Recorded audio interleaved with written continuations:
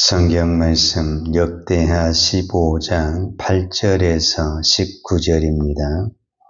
아사가 이 말 곧 선지자 오뎃의 예언을 듣고 마음을 강하게 하여 가증한 물건들을 유다와 베냐민 온 땅에서 없애고 또 에브라임 산지에서 빼앗은 성읍들에서도 없애고 또 여호와의 낭실 앞에 있는 여호와의 제단을 재건하고 또 유다와 베냐민의 무리를 모으고 에브라임과 므낫세와 시므온 가운데서 나와서 저희 중에 머물러 사는 자들을 모았으니 이는 이스라엘 사람들이 아사의 하나님 여호와께서 그와 함께 하심을 보고 아사에게로 돌아오는 자가 많았습니다라. 아사왕 제15년 셋째 달에 그들이 예루살렘에 모이고 그날에 노력하여 온 물건 중에서 소 700마리와 양 7,000마리로 여호와께 제사를 지내고 또 마음을 다하고 목숨을 다하여 조상들의 하나님 여호와를 찾기로 언약하고 이스라엘 하나님 여호와를 찾지 아니하는 자는 대소남녀를 막론하고 죽이는 것이 마땅하다 하고 무리가 큰 소리로 외치며 비리와 나팔을 불어 여호와께 맹세하며 온 유다가 이 맹세를 기뻐한지라. 무리가 마음을 다하여 맹세하고 뜻을 다하여 여호와를 찾았으므로 여호와께서도 그들을 만나주시고 그들의 사방에 평안을 주셨더라. 아사왕의 어머니 마아가가 아세라의 가증한 목상을 만들었으므로 아사가 그의 태우의 자리를 폐하고 그의 우상을 찢고 빻아 기드론 시내가에 불살랐으니 산당은 이스라엘 중에서 제하지 아니하였으나 아사의 마음이 일평생 온전하였더라.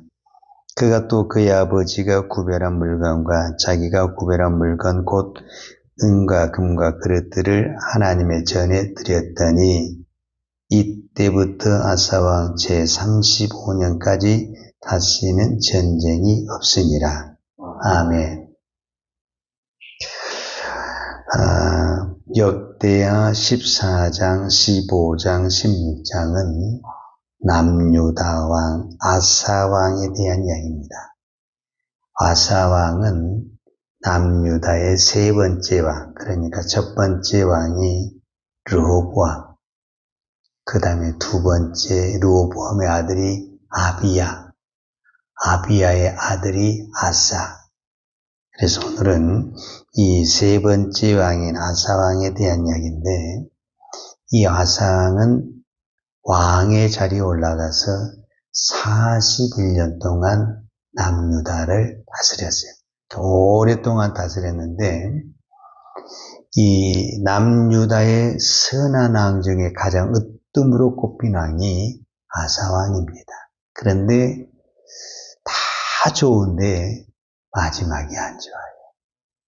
이 아사왕은 41년 동안 이 통치 기간을 세 등분으로 우리가 분류할 수가 있는데, 그 첫 번째가 뭐냐면 이제 14장에서 보면 이거를 우리는 아사의 첫 번째 종격이에요. 제1차 종격이에요. 이렇게 이야기하는데, 아사왕이 왕이 돼서 10년 동안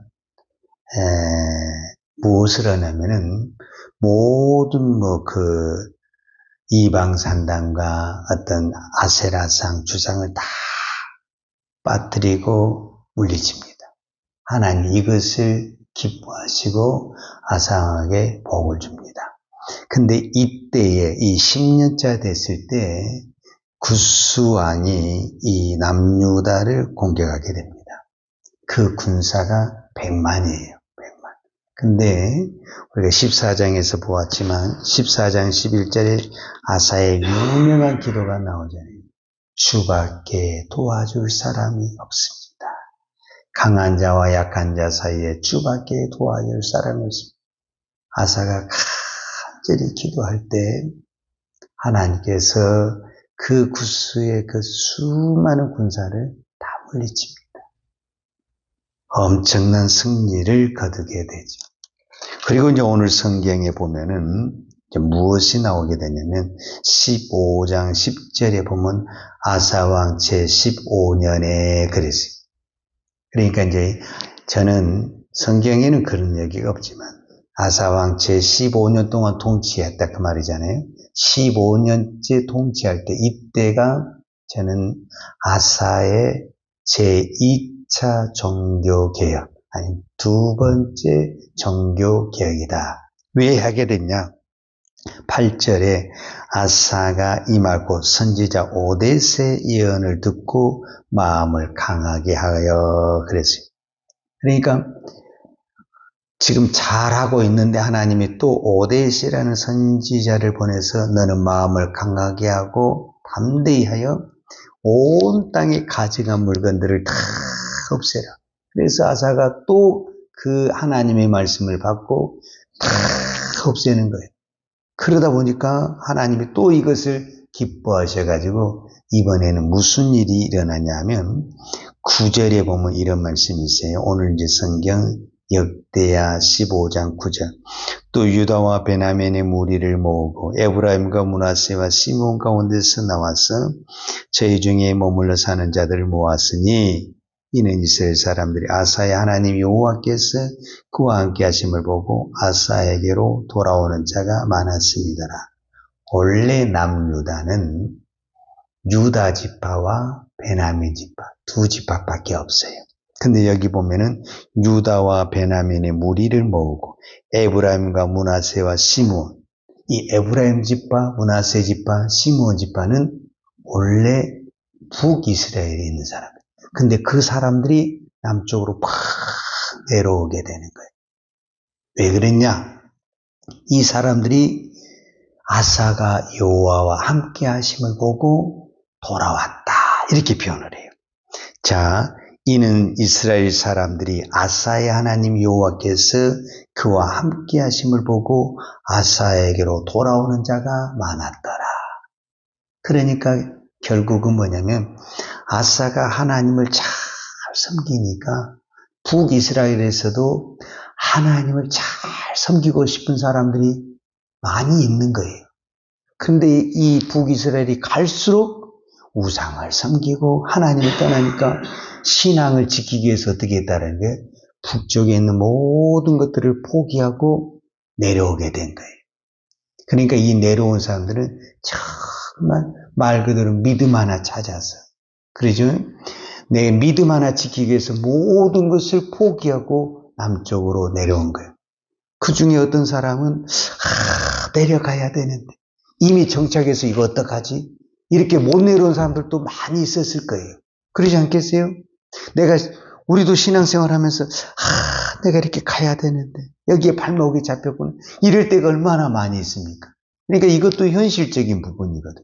그러니까 북이스라엘에서도 얼마나 인구가 많습니까? 그 사람들도 남쪽에는 아사왕이 그렇게 하나님을 잘 섬기는 소문이 나겠어요? 안 나겠어요? 당연히 소문이 나죠. 그래서 가고 싶은데 임은 벌려놓은 일이 너무 많고 이거를 다 정리하자니 이러지도 못하고 저러지도 못한 사람들이 얼마나 많이 있겠어요. 근데 돌아온 사람들은 그거를 꽉감하게 나는 믿음 외에는 다른 거 필요 없어. 그리고 꽉감하게 버린 사람들이니까 이 사람들이야말로 보통 사람이 아니죠. 하나님은 오늘도 동일하십니다. 그게 뭐냐면 정말 우리가 믿음으로 살면은 우리 이런 이야기 하잖아요. 내가 믿음으로 살면 믿음의 사람이 만나게 되고 내가 정말 기도하면 기도의 동역자를 만나요. 하나님이 이렇게 붙여주신다. 우리가 이렇게 말씀을 할 수가 있죠. 실제적으로 신약 성경에도 보게 되면요. 저는 그것을 보았거든요. 사도행전 2장에 보면은 어떤 부분에서는 이제 초대교회가 막 시작할 때잖아요. 그런데 이 초대교회라는 것이 말이 초대교회지 예수님은 이미 십자가에 돌아가셨다가 부활은 하셨지만 이미 승천해가지고 좀 혼란스럽잖아요. 그리고 핍박은 너무너무 막 심하잖아요. 초대교회 스데반이 막 순교를 당하고 막 베드로가 감옥에 가고 이렇게 살벌한 때잖아요. 근데 교회가 부흥이 되겠어요, 안 되겠어요? 이런 살벌한 시대에 교회가 부흥이 되겠어요, 안 되겠어요? 부흥이 돼. 그러니까 이 환경적으로는 전혀 부응이 안 돼. 그런데 부응이 돼. 이거는 하나님이 하신 거죠. 자, 이게 정확히 사도행전에 나왔거든요. 사도행전에 2장 마지막 절 부분에 보면은 43절에 보면 사람마다 두려워하는데 사도들로 인하여 기사와 표적이 많이 나타나니, 또 46절과 47절에 보면 날마다 마음을 같이하여 성전에 모이기를 힘쓰고 집에서 떡을 떼며 기쁨과 순전한 마음으로 음식을 먹고 하나님을 찬미하며 온 백성에게 칭송을 받으니 주께서 구원받은 사람을 날마다 더하게 하시니라. 주께서 구원받는 사람을 날마다 더하게 하시니라. 날마다 성전에 모여서 기도하고 떡을 떼놓고 나누니까 하나님이 구원받은 영혼을 보내주셨다. 이렇게 말할 수가 있죠. 그러니까 지금도 이 땅에 교회가 참 많이 있지만 교회의 본질을 가지고 우리가 기도하고 우리가 하나님께 예배하면은 그 예배를 사모하는 사람들이 하나님께서 붙여주신다. 이렇게 말할 수 있죠. 그러니까 저도 전도를 해보지만 제가 전도하는 건 아니잖아요. 하나님이 보내주십니다. 아무리 오라 해서 사람 오락해서 옵니까? 하나님이 보내주셔야 된다라는 것을 볼 수 있죠. 그러니까 아사왕이 하나님이 보시기에 선과 공의를 해가고 우상을 다 하고 하나님과 동행을 하니까 저 북쪽에 있는 사람들이 신앙을 찾아서 자신의 모든 것을 포기하고 신앙 하나를 잡기 위해서 믿음 하나 지키기 위해서 내려왔다. 이거는 대단한 어떤 기적이 일어난 것보다 더 큰 하나님의 역사요 축복이다라고 볼 수가 있습니다. 또 한 가지는 16절입니다. 아사왕의 어머니, 오늘 15장 16절이에요. 아사왕의 어머니 마아가가 아세라의 가정의 목상을 만들었으므로 아사가 그 태우의 자리를 피하고 그의 우상을 짓고 기드론 시내가에서 불살랐으니 그랬어요. 이렇게 지금 그 아사가 종교 개혁을 하고 있는데 반대파가 있었다라는 것을 말해주는 거예요. 그것도 가장 측끝. 여기서는 아사왕의 어머니 그랬잖아요.